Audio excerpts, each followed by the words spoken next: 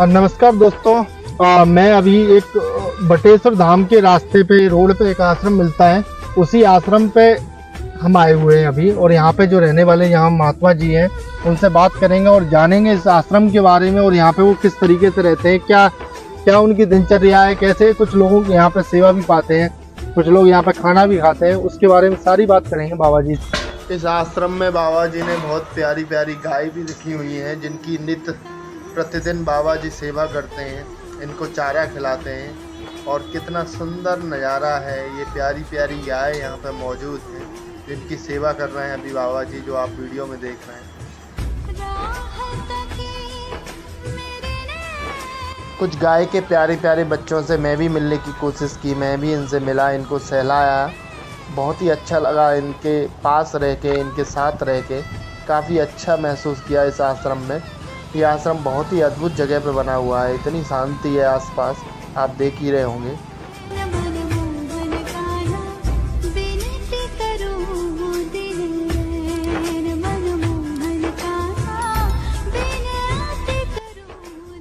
तो बाबा जी, ये आश्रम कितना पुराना है, कुछ बताइए इसके बारे में। कितने दिन से ये आश्रम है और आप यहाँ कब से हैं? 25 साल है। 25 साल हो गए। इस आश्रम का नाम क्या है? गुदरिया बाबा। गुदरिया बाबा। गुदरिया बाबा। गुदरिया बाबा।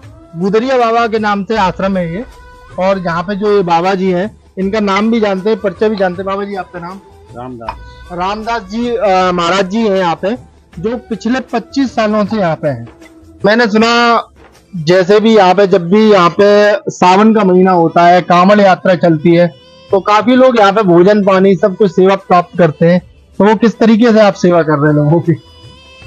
काफी लोगों को यहाँ पे प्रसाद पाके जाते हैं, मतलब प्रसाद ही कह सकते हैं। हाँ, भक्त लोग आते हैं, वो भक्त लोग आते हैं, भक्त लोग आते हैं, सेवा करके। यहाँ पे अभी सावन का महीना चल रहा था, काफी लोग यहाँ पे ऐसे भूखे लोग आए, जो भी लोग आए, और यहाँ पे बाबा जी ने और मतलब सुबह शाम खाने की व्यवस्था करी थी वहाँ पे लोगों की। तो क्या बाबा सोमवार की व्यवस्था रहती थी, डेली की? और फिर डेली की है, एतवार की व्यवस्था रहती और फिर डेली जो ज्यादा आ जाए कोई। अच्छा, ऐसे स्कूल रहेगा का भूखे चले जाएंगे। अच्छा, इतवार को कितने लोग खा जाते थे आपके पास? 100 खाए हैं, 200 खाए हैं। अच्छा, 200 लोग खा जाते थे यहाँ पे। तो बाबा जी कोई मतलब बनाने वाला है या आप अकेले हो? कैसे, मतलब कैसे करते हो? भक्त सेवा कर देते हैं? भक्त आते हैं, वो भी बनाते हैं, अपने भी सेवा करते हैं। अच्छा, आप भी सेवा कर देते हो। आसपास जंगल सा माहौल है, जंगल सा ही समझ लो। बटेश्वर का रास्ता पड़ता है, काफी अच्छा लगता है यहाँ पे। और मुझे मेरे दोस्तों ने बताया था कि इस आश्रम के बारे में आप एक बार जाइए, आश्रम के बारे में जानिए, और यहाँ पे आपको बहुत ही अच्छा लगेगा। इसी आश्रम में एक हवन कुंड भी मौजूद है, जहाँ पे बाबा जी हवन वगैरह किया करते हैं कभी किसी मौके पे।